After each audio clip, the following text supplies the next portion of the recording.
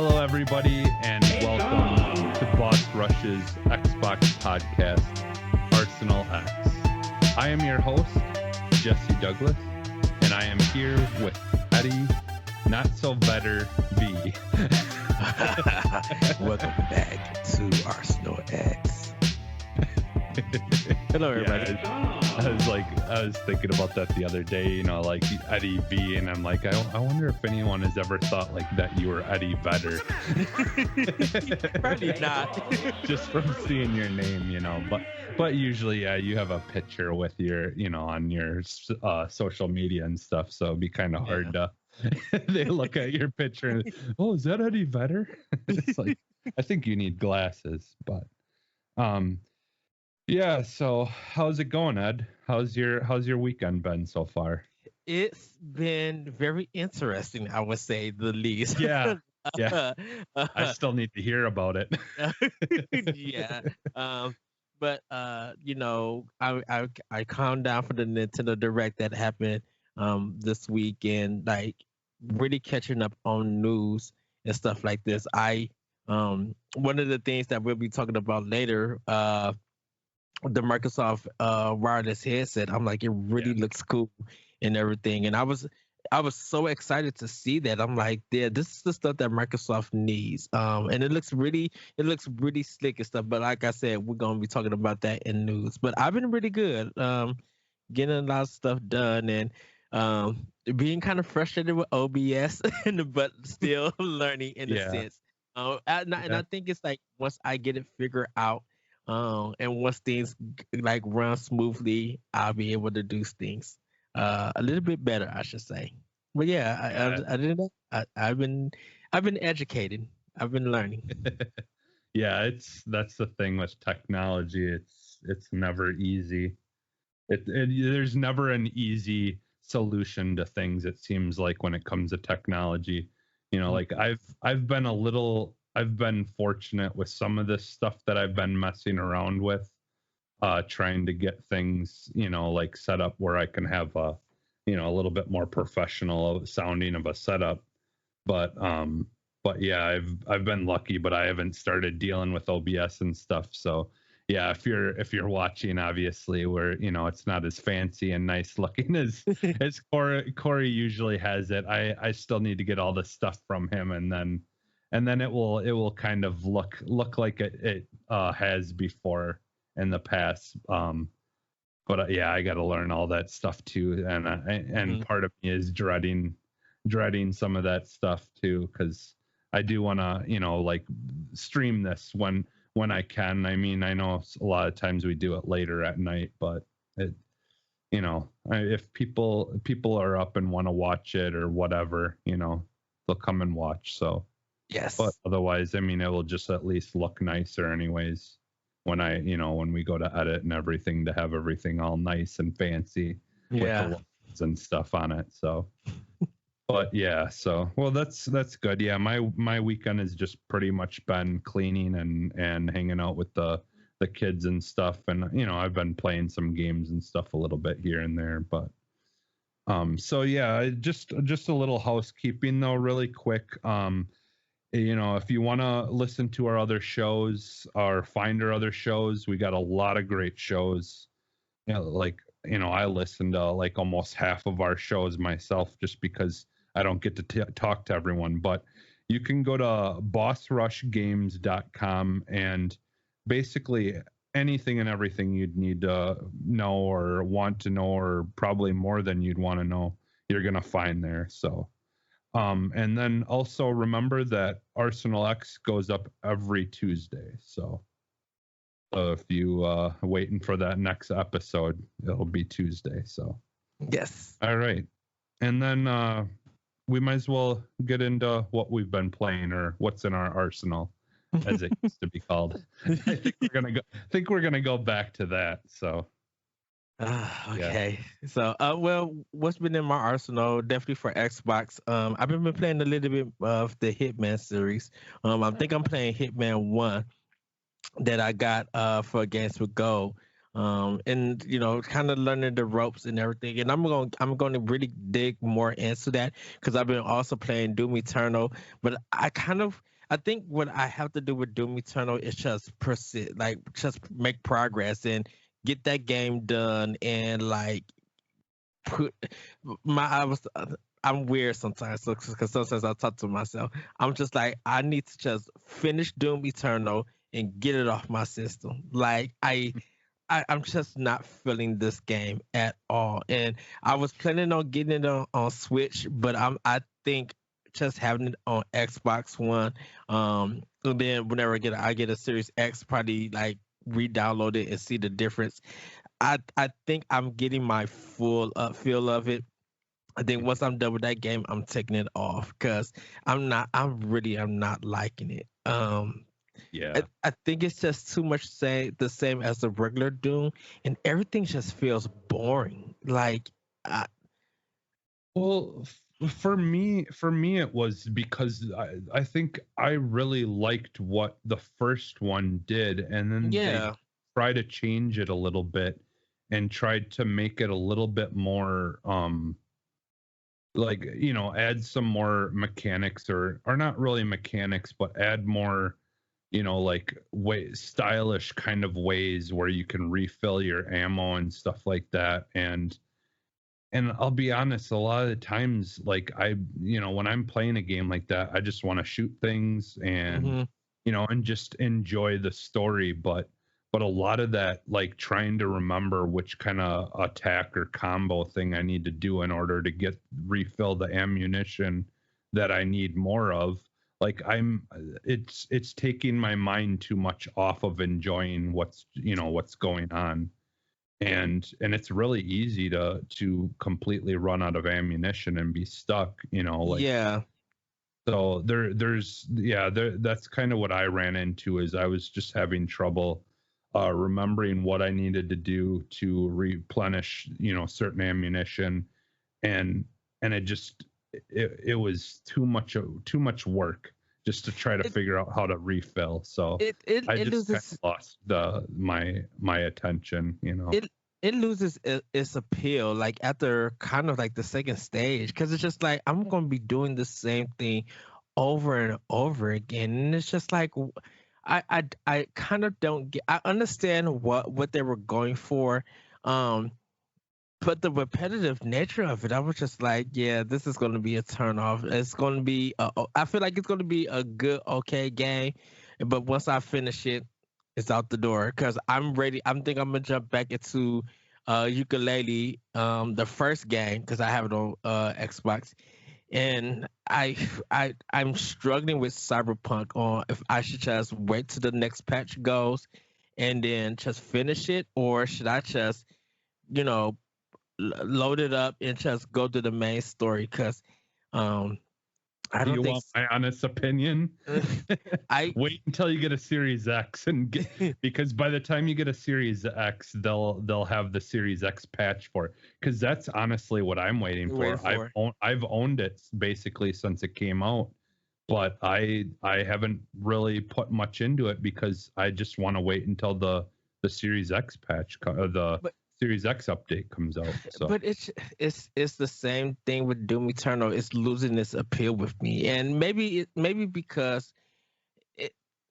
because I'm not getting it, it's not clicking in a sense, and clicking in a way that Titanfall 2 clicks, the way that Doom clicks, the way that Resistance 3 clicks, and I think I said Wolfenstein 2, like Wolfenstein 2 clicks. Like I think when I get in that zone in mhm. it and I'm just having fun and I'm like sometimes I could be strategic and stuff and have the right weapon, I'm good to go. And this just feels like this literally feels like this is an early beta game and it looks like a green like Steam game, but a little put together better in a sense, uh, yeah, it's just one of the games that it kind of it lost its appeal to me. But I'm going to search around and I'm going to finish it. Or just wait to Series X. Yeah, Cyberpunk is just not doing it for me. And I know like I said, I need to give it a fair chance to put in the work, but it's just like I don't know. I haven't felt this way about a game since uh Race 2. Is it Race? No, Rage 2. Yeah. Yeah. And like Austin even feels it too. He's just like, man, I get what this is, but I'm not feeling it. And I For guess it's for Doom, for no, Doom he's Eternal. playing Rage 2. He's playing Rage 2 on Oh, okay. PS4. Rage 2. So Okay. right, and it's just like the same way that I feel like Rage 2 was okay. Um I think it's like when a game loses its appeal, and they don't build up, it I guess the building up doesn't feel right. You kind of lose interest because it's just like I seen what you all have to offer. Now it's just you stretch this out long, and I got to be forced to deal with it. You know? Yeah, I think that the Rage 2 suffers from kind of being stuck in an era that, or like when it came out it was already out of date. Like it wasn't doing anything new for the Yes. genre. Like honestly, like I like playing that. I went back more recently and I got the remaster version of um what is it, Red Faction, like the Red Faction games. And like honestly, those had more, stuff to do and more interesting things in it even than Yeah. Rage did. Like, I mean, it's a very similar game to Rage in some ways. But like, like being able to destroy things and like, there's at least some fun things in there that never really get old and are still enjoyable to do. But Rage just kind of like, it had it had good things and like the shooting and a lot of the stuff was good about it. It's just Yeah. there wasn't anything to set it apart from what had already come out. Like it just felt like it was made shortly after the first one came out, but it just Mhm. didn't get released until years later. Like they never really added anything to it to make it feel new or a more modern game. But yeah, like honestly, like when it comes to like Doom Eternal and stuff too, like I like honestly, if people haven't tried Ghost Runner yet, like I say just try something like that. Now, I mean that gets difficult, Mhm. but it's difficult in a different way where once you figure things out, just like like a really good beat 'em up or something like Castlevania or anything like that, like when you get a like everything kind of figured out and you can just run through something and just do it, like with ease and like this game basically is it's you just want to keep on going, like Yes. just keep going. You're swinging from things, you're jumping off of things, like timing your slice with your sword just right. Like that game feels the way that I wanted Doom Eternal to feel. I wanted it to feel like very fluid, and like there are times in Doom Eternal that it does feel fluid, Mhm. but there's those whole like reloading stuff of having to be conscious of what you're doing in order to reload things is what sets me back and like kind of puts up a barricade and doesn't quite let it be as fluid as it feels like it should be. Like I think the first game was way more fluid feeling. Like you could just go through, you could do your thing, and you could just keep moving and you'd be fine. But there's too much barricades in Eternal that can set you back and not allow it to be as fluid as you want it to feel, you know. Yeah.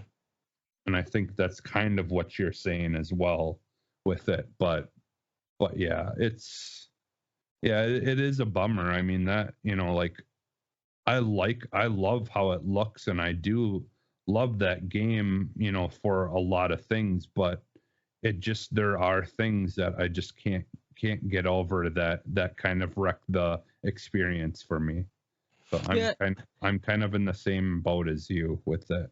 and I know I kind of made a joke at this, and I said that I see why Animal Crossing kind of dominated against Doom Eternal, but it's like I'm when we get to the Bethesda stuff, I'm like, I'm glad that a lot of their stuff is coming to Game Pass, that people are playing it, and everything. Yeah. Um, I really thought this was going to be more than what it had to offer than the first one, and it feels like it's just there's something about it that is just not speaking to me, and I think that happens when you play a lot of first person shooters when you're playing it, a lot of those games grow throughout the whole campaign and stuff. Like even Call of Duty do some different things, and I think if you're doing first person shooters and you're going to give us like a 10 to 12 hour campaign, you need to bring some variety now. You just can't be shooting the same thing. You can't be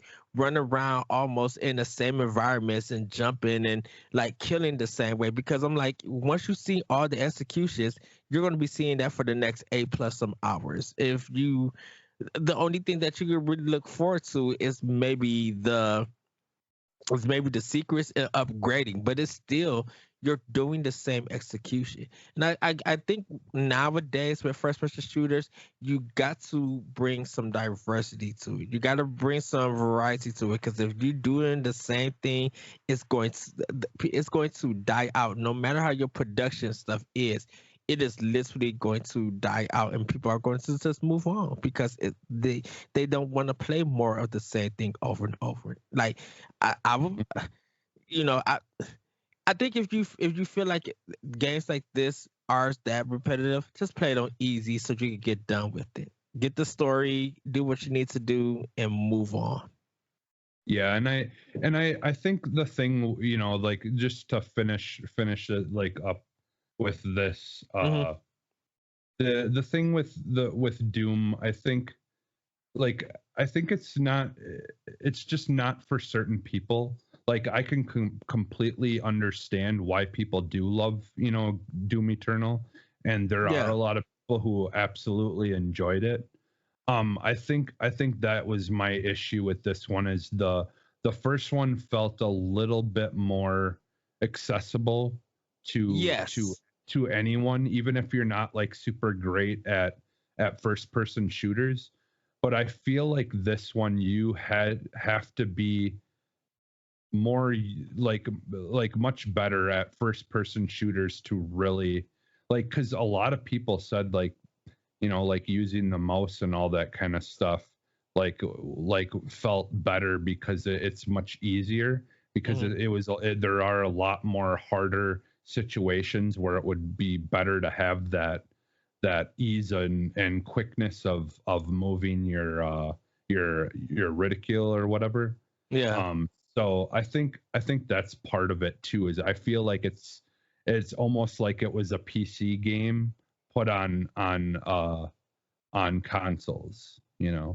so, and so, like, yeah, like, I if you love that game, good on you. I'm glad you enjoyed it. Yeah, me and Ed, like, it just was, I don't know, something about it just wasn't for me, because yeah, I absolutely loved that first one. Like, Me too. I was like, seriously, like, one of the best games I had ever played. I'd put it up there with like Titanfall 2 and stuff, but yeah, there's just something about the second one that just didn't do it for me. So Jesse, I screamed at the Nintendo Direct when Doom was coming to Switch. yeah, I was just like, wait, what? And me and Corey, we talked to each other. We were just like, dude, they got Doom running on the reboot running on Switch. This is crazy. That direct when they showed it, and we'll get back to Xbox, was mind blowing crazy. And we were struck speechless because we couldn't say nothing. And I think yeah, that's when we become a bigger supporter of Bethesda. Like, this is crazy.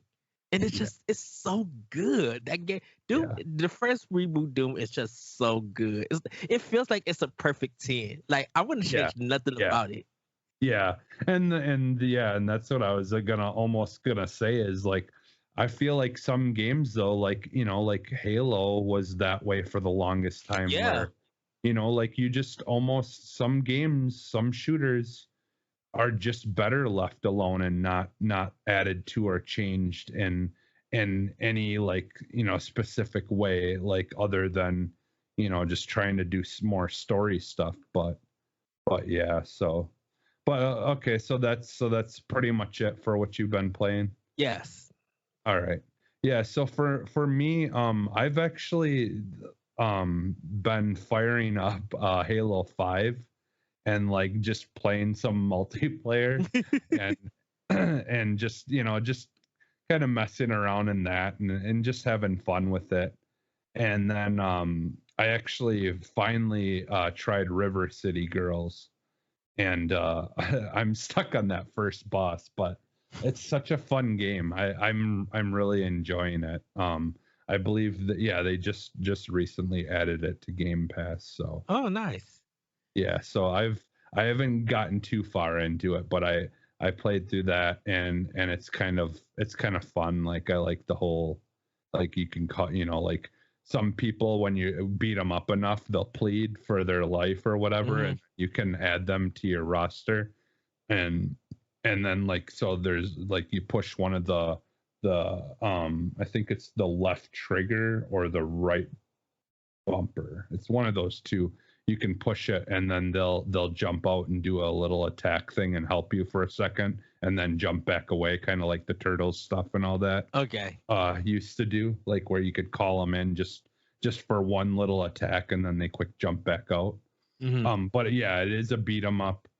And so like the whole idea of it is, you're these two Japanese girls that are in school, and they find out that their boyfriends were kidnapped, and so they want to leave, and the teacher's like, oh, what do you think you guys are doing? And they start yelling at them and cursing them out, basically. And then after that, the other kids in the class start trying to fight you, and he's just cowering by the um by the chalkboard and stuff, and then you Yeah. fight those kids, and then you leave, So and yeah, that's it's kind of how it starts.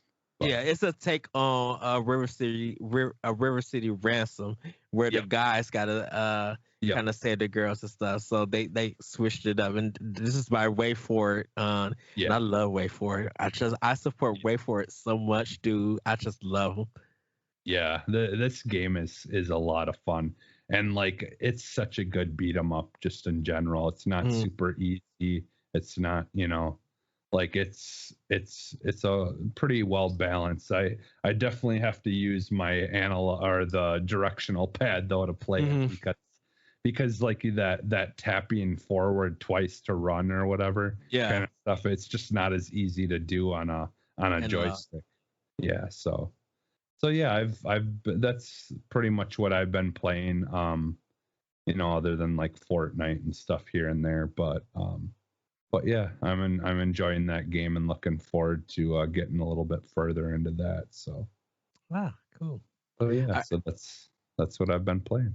I actually need to go with cut on my Xbox and get see what I think they released something more for Games with Gold. I got to see what they released. Yes. Shoot, I I forget what it was. I want to say there was something. It was something pretty good that they added Yeah, recently. because But like yeah, yeah, because like I think it started the 16th, and I'm just like, man, the Games with Gold stuff. I need to get it before it ends.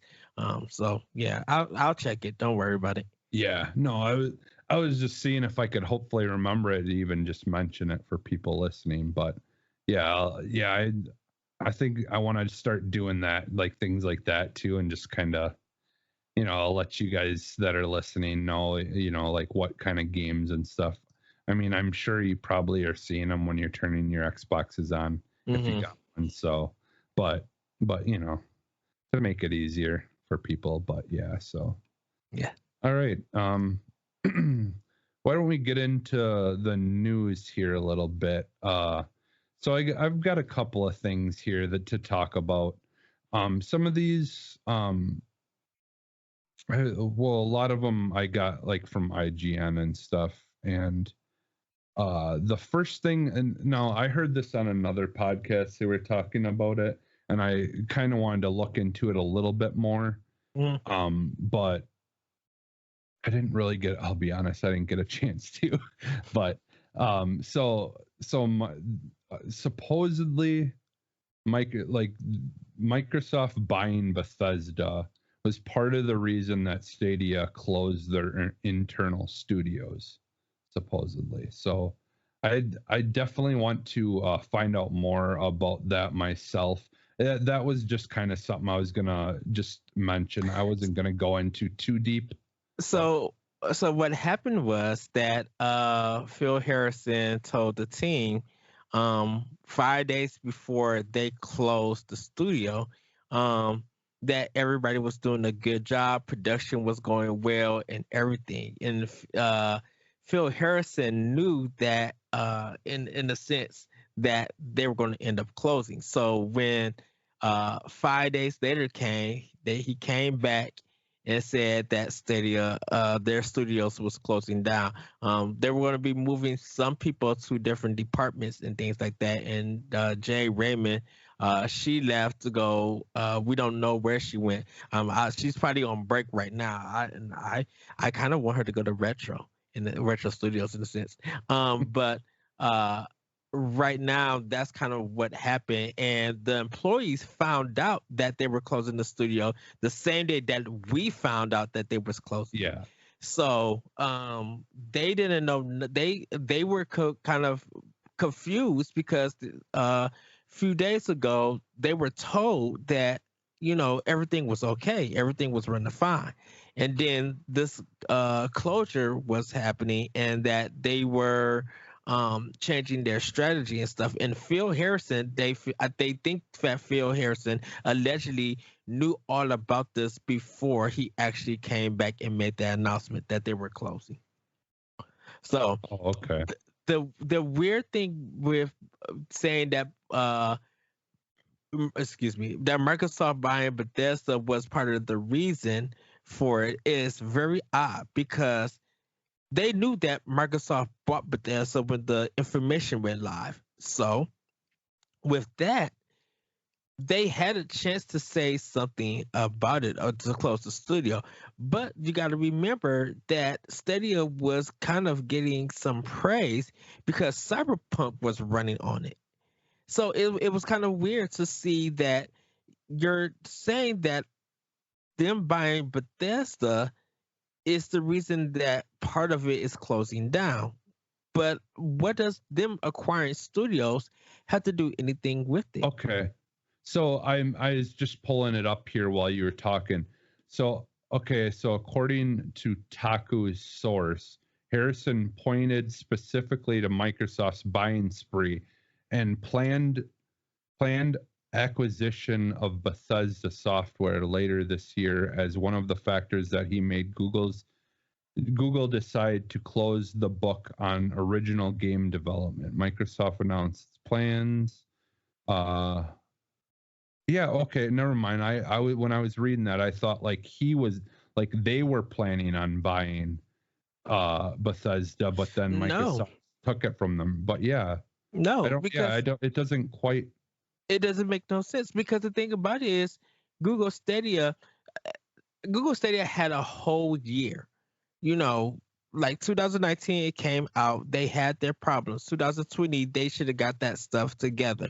But Microsoft buying Bethesda was out of the blue, because nobody knew that ZeniMax or any of their companies were in trouble or anything. I think Microsoft just made a power move to be like, hey, we got some money that we can support you, because Google is $1 trillion company, almost just like Microsoft. So what would them buying studios have to do anything with it? Like Google don't have to go and buy a studio to make their system great or keep their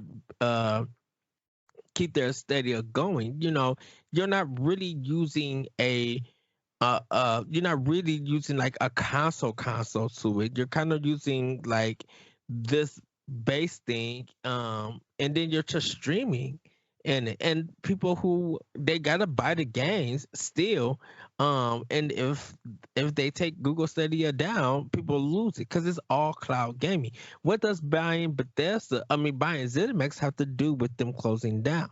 You buying a company is different than you having a company yourself that you created developing a game. They got Mhm. there's no competition.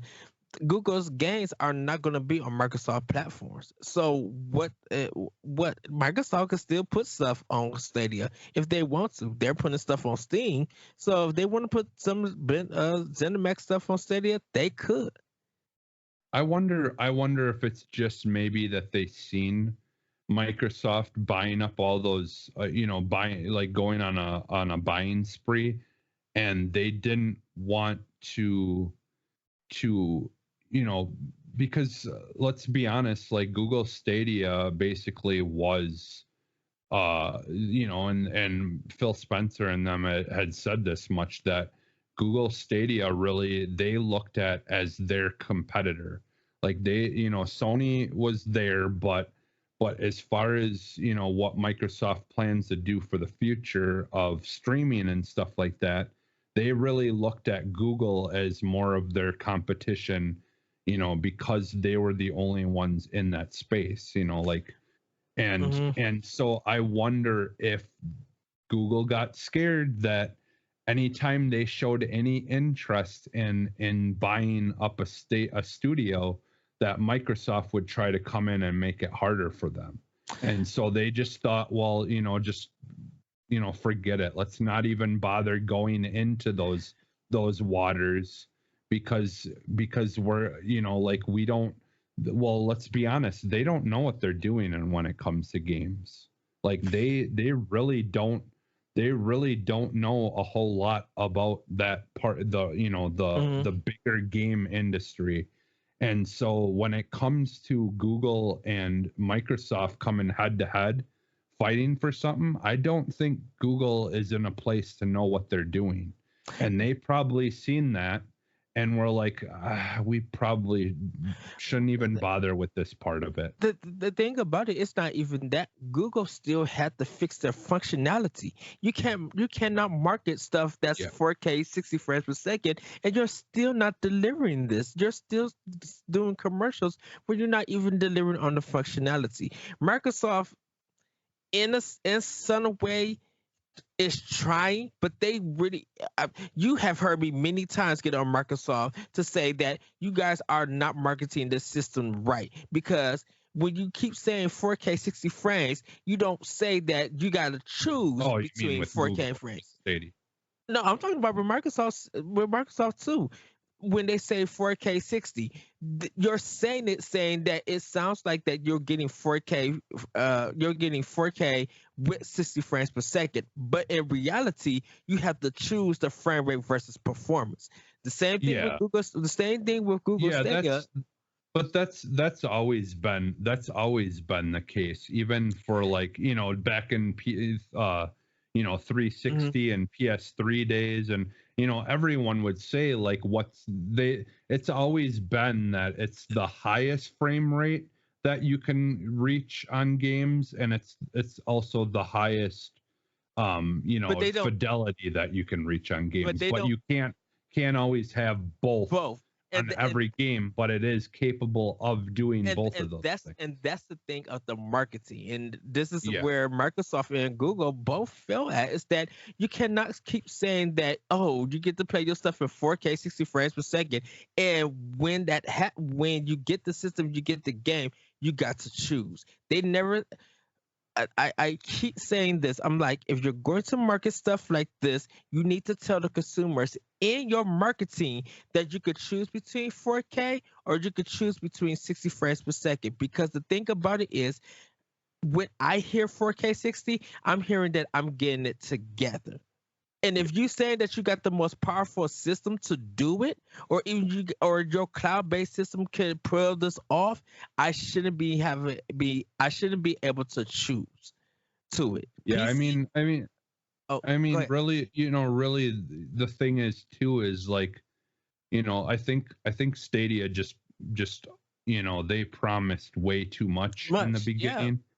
And the thing is I do think that they could have pulled it off, because technically, like, when you're looking at what Stadia does compared to what the Microsoft does.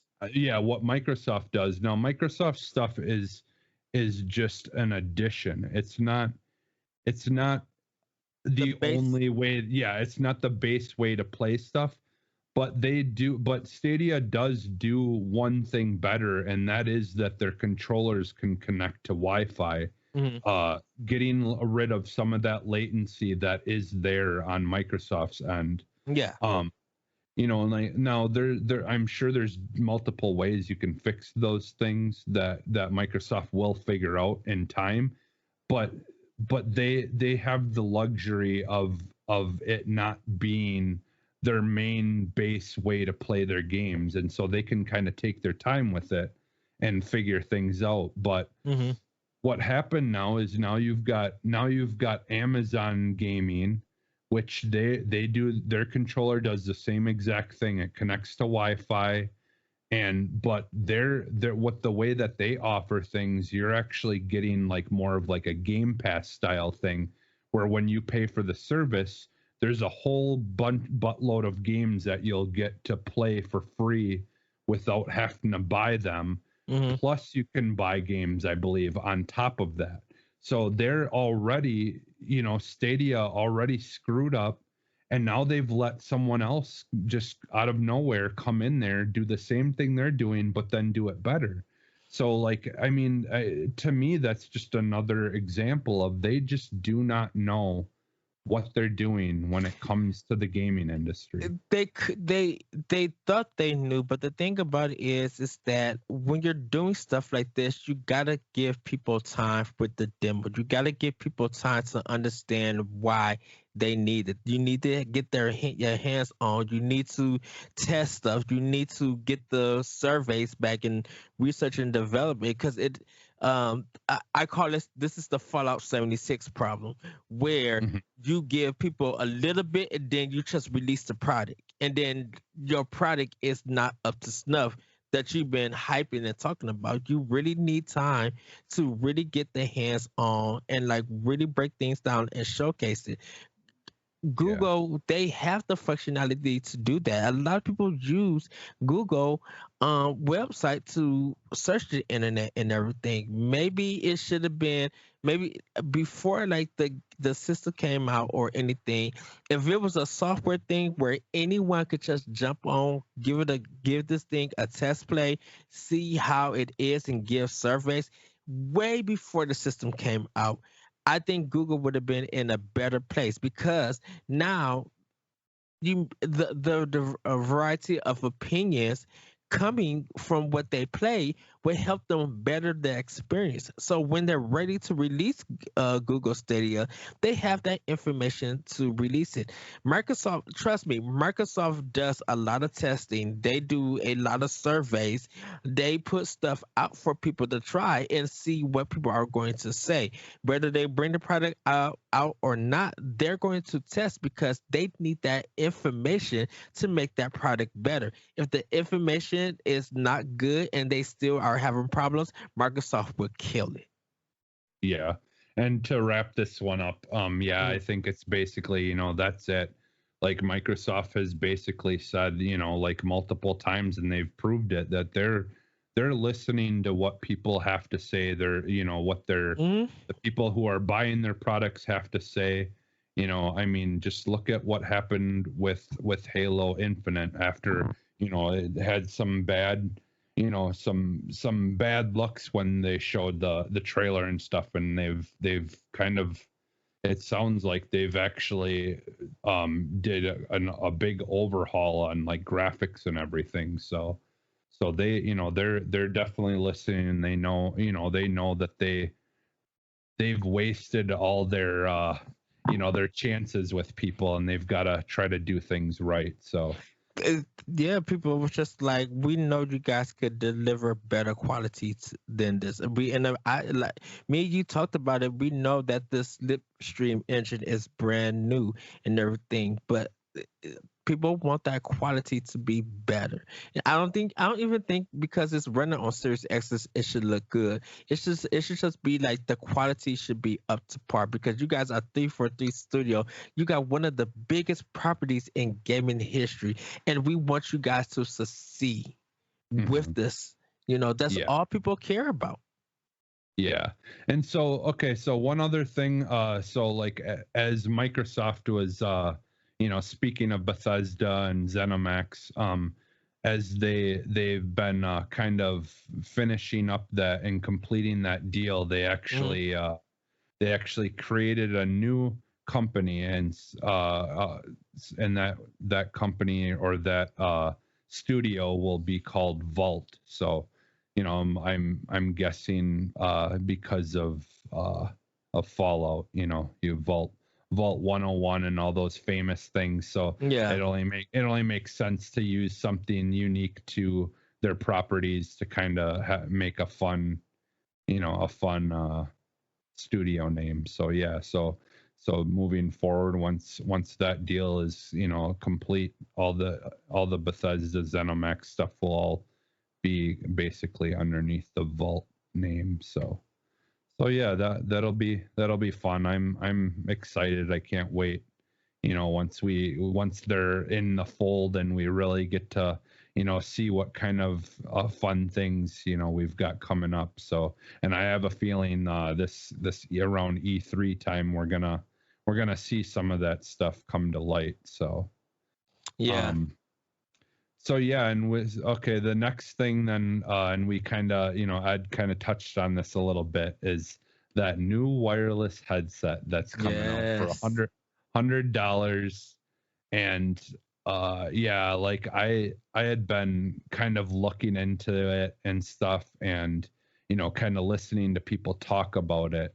And so like one of the, like, because that trailer that we got didn't really say a whole lot. It just kind of gave us a look at it and all that stuff. And so I actually went on an article on CNET, and I was kind of looking into it more about that.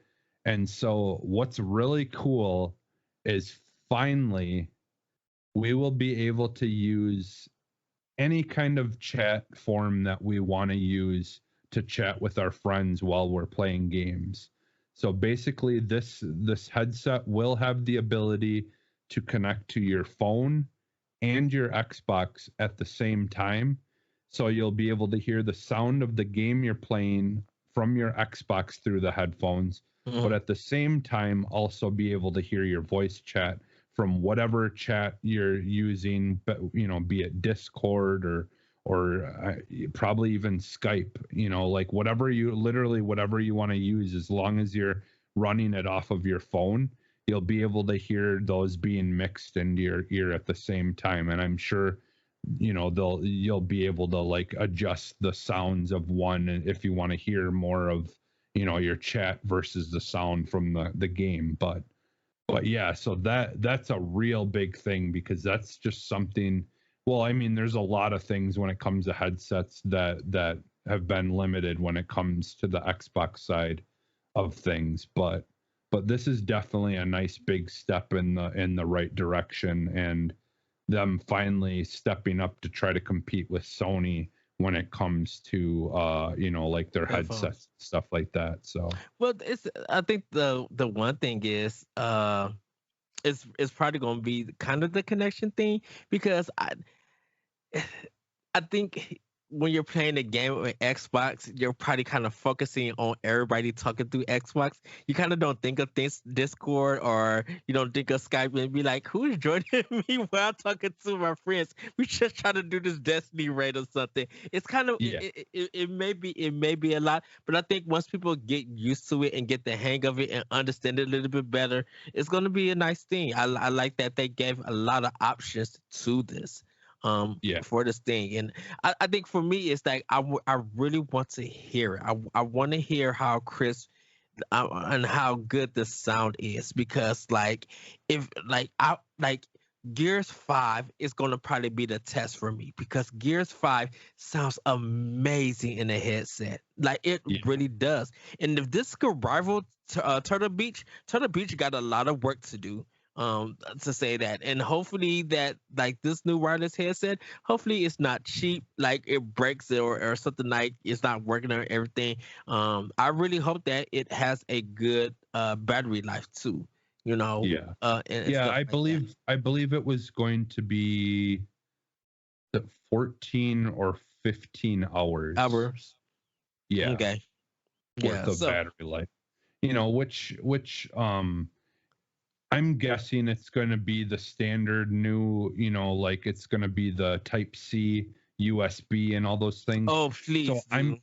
Yeah, so I'm guessing it's going to be really easy to just have it plugged into your Xbox, kind of like the controllers, Mm. like what I do with the controllers right now. You just plug it in when you're not using it, and then it's charging. Like basically treat it like your controllers. I'm That's my guess. I don't know that 100% for sure, but I'd almost bet on it because I feel like everything's going to Type C now and stuff. And you know what? Type C is kind of since I got my Switch and my Pro controller and I use Type C, man, it's such a game changer. It Oh really yeah, makes it's nice being able to plug it in without having to look. Ooh, do I have it the right right way way. before I plug it? Because either way is the right way. So And, it's and and and it sticks in. It doesn't fall yeah, out. yeah, So yeah. Well, and trust me, when you have kids and they've destroyed like four tablets because they didn't have the Type C and they would shove it in the wrong way and push the uh whole charging metal part inside of uh the tablet. Yeah, Type C. I wish it would have came out like 10 years ago is yes. because like it is just so much more superior than the old mini USB type, whatever. And the But old yeah, Android it was ones. bad. Yeah. Yeah, yeah, it was bad. And that's one thing that even though I'm not an Apple fan, they have always at least they may have made their own versions of it there for a little while, but at least the way they had things, you could plug it in any way that you Mhm. wanted to. That's Yes. one thing that I do admit they were definitely ahead of the game with. Okay.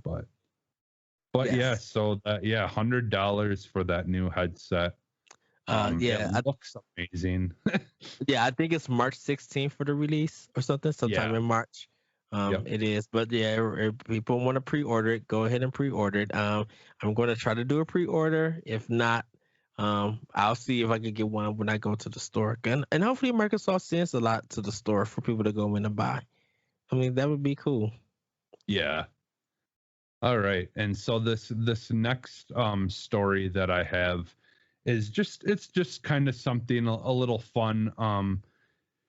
It doesn't seem like a big deal like on the face of it, but so Microsoft I believe they've already actually rolled out a few games that are doing this, but the engineers and stuff have found a way to kind of trick old games into running a lot of the times twice the frame rate, or more, even like four times. Like games Mm. that were only running at 30 frames per second originally are now they have them able to run at 120 frames per second on the Series X. So they did do a batch of games. It's kind of reminds me of when they first started rolling out the backwards compatibility, Yeah, and stuff of old games. Like I believe these are 360 games. One of them is, I think, Super Lucky's Tale.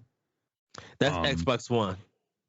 yeah, yeah. So that yeah, it's some Xbox One games, I think, and I want to say maybe it wasn't 360 yet. Maybe they're just working on Xbox That's the one. One games. But yeah, now having them be able to run, at really good frame rates and stuff will just kind of be it'll be nice, especially for games like Super Lucky's Tale, where it's a platformer type game. Like I remember seeing where they showed, how Ori looked in the 30 Mm-hmm. frames and then showed what it looks like in 120, and it's just so buttery smooth that it's just makes that game just look so much better because you can see every little detail, just moving fluidly. And so, yeah, like, but so like the way they did this is like, I guess on a hardware level, they were able to like unlock some more power for frame rate type stuff. And so like this is always the case though. When we get new consoles, they're always still learning exactly what they can push these things to do, Oh yeah. and we already know that like the games and stuff that we're getting right now on Series X, like they may look really good and run really good, but they're still not using most of Power on it. the power or the capabilities that these consoles have. They're still not even breaking it in yet. So And it's and I think a lot of it has to deal with this is their first games coming out for Series X, and they're learning the engine, learning the tech and stuff. And so once they get the know-how and they're still learning, by the time they get probably to the third or fourth game, and the Life series is if it's still like halfway with the Life series, they're going to be able to do some amazing stuff. And depending on what engine that they use, it's going to look breathtaking. It's going to be like it's more of the look than the experience itself. The look is going to yeah, be like, wow, they really did something with this. The experience is going to be like, okay, whatever the gameplay is, the gameplay is. But like if they could do a lot with I think about, I would say probably with about 23, um probably year 23, I think maybe even just 80% of the Series X power will be unlocked. And I think still more people will be finding out more about it. yeah. I think it will take a couple of games getting in. Mm, Like you figure if a game takes about 2 or 3 years to make, and then they kind of can start working on some of that stuff, and then the next time around I think is when they'll really start getting into a little bit more. And like, because that's always how it is, like every console we always see the best looking games at the end of it, and then when we go back and look at those first games and yeah. compare them to the ones that came out at the end of it, we're just like, holy, like this, I can't believe that these were on the same console, like It's the it's evolution. great. Yeah. Yeah. And the one thing too, like you were talking about experience and stuff, and I do feel like these consoles are pushing some, or well, I mean, at least for Series X so far, like we know with the medium that game would not have been able to work on Xbox One because Yes. it didn't have the computing capability to be able to render two different, essentially run the game twice side by side Hmm. and play it at the same time. And then like what really helped with this is that game as well is the hard drive. But again, that fired on those two cylinders, but there's still those, the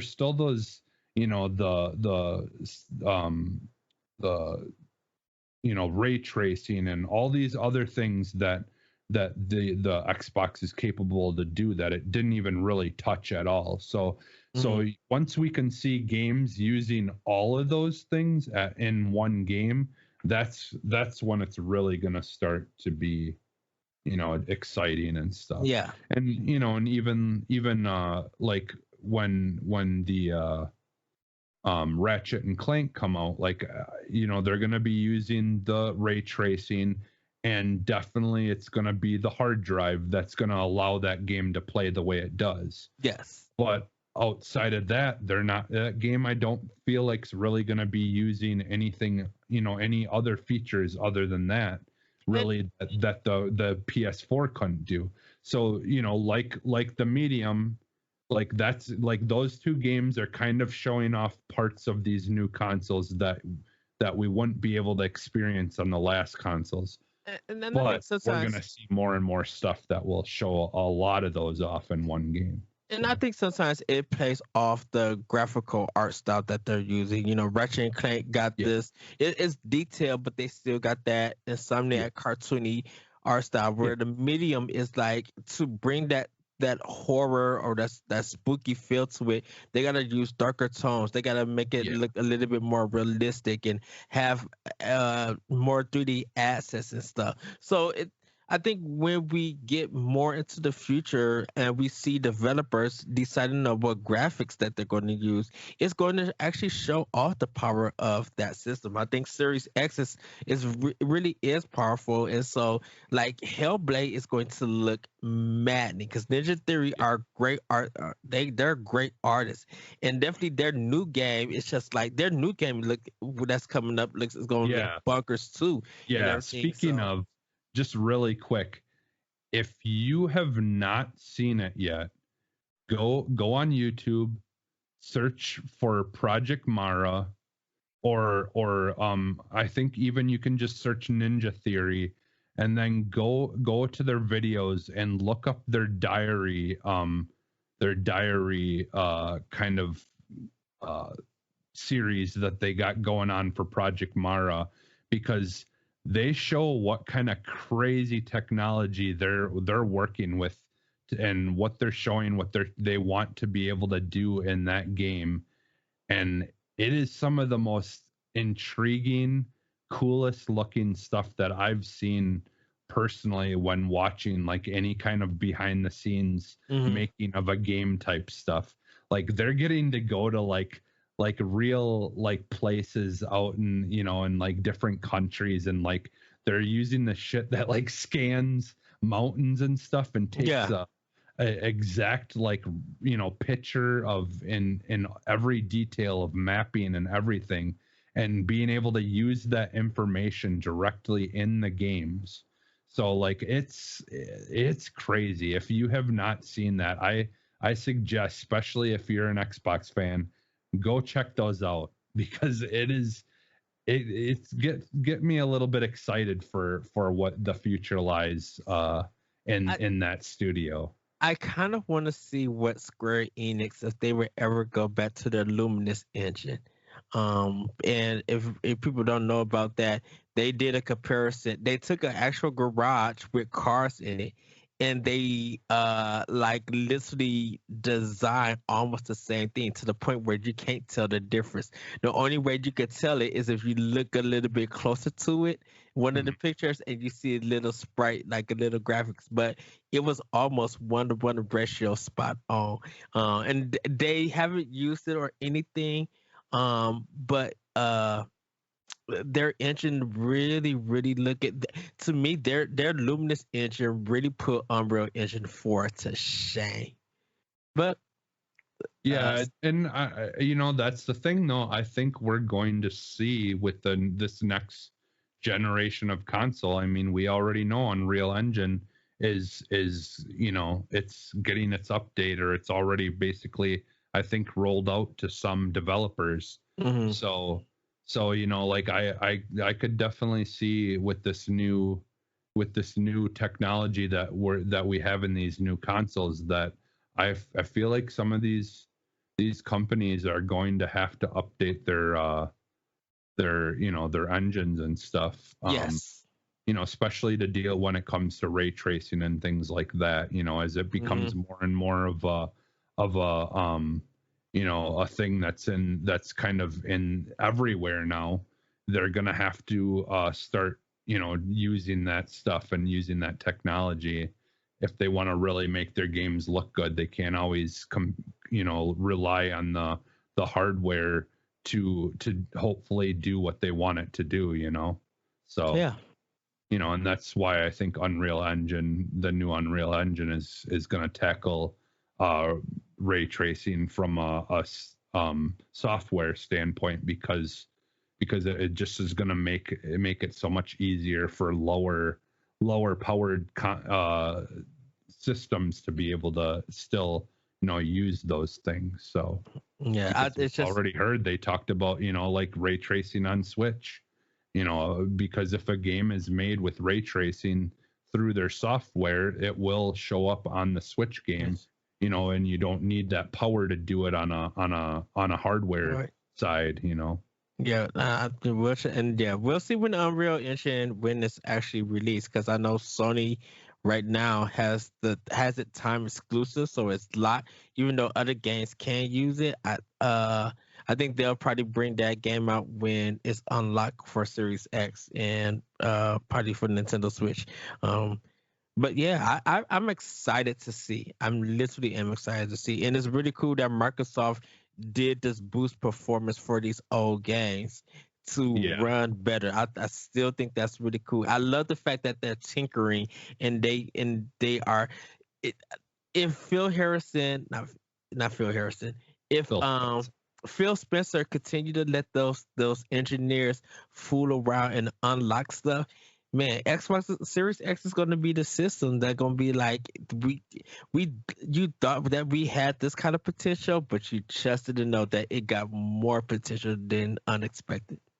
Yeah, and that's the thing is, like if companies or especially when it comes to hardware and computers, like like just settling for what you have isn't always the best choice, because if you mess around with things and you tinker with things, you can definitely find more and more cool things and secrets and and stuff like that. So it's I'm glad that they're really getting to just kind of have fun with playing around with it and just seeing what they can do with it. So it's exciting, and I'm sure that kind of stuff is happening on the Sony side as well. And it'll be fun, to see what their future brings as well. So it's it's going to be exciting. So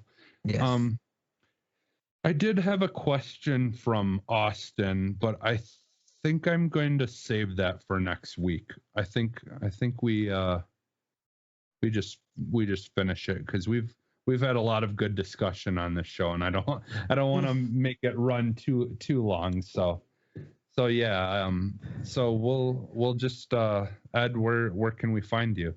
So you guys can find me on Twitter at that pressure code. You can check out Nintendo Pop Block on Mondays, 7:30, 8:30 p.m. Eastern Time. That's when we'll go live. Also, check out Crossroads. That's our PlayStation podcast. They record on Tuesdays at 8 p.m. and definitely watch it this week if you guys are hearing this before they go live. They have the voice actor of Leon from Resident Evil 2 on there, so do go check that out. You'll find that at Exodus 803 EXODUS DUS 803 on Twitter and on Twitch and on YouTube. Like, really, guys, check that out and stuff like that. It's going to be a very entertaining show. With it, and their show is always entertaining. It is. If you love PlayStation, over Xbox, I have no hate for you. Go listen to their show and enjoy it. Like because I listen to their show. I try to catch it occasionally and listen to it myself, even though I don't literally own anything PlayStation other than a PS1 and a PS2. but hey, like those guys they're a lot of fun. So definitely go check them out. So and then you guys can find me on Twitter at that retro code, and you guys could check out Optional Opinion on SoundCloud, other podcast apps, and World11 at podbean.com. We've been going back through our old episodes, so you guys go check that out. Nice. Yeah, and you can find me almost everywhere as Phantom NXS. And don't forget, Tuesdays the show will be live. All right. Why don't we throw up the X? Let's throw the X. Yes. Because we're gonna exit out. Yeah. All right. And everybody, as always, let's continue to play video games and be better to one another. Ready, Yeah, Jesse? Yep, that sounds like a good idea. All right. Take it easy. Bye, everybody.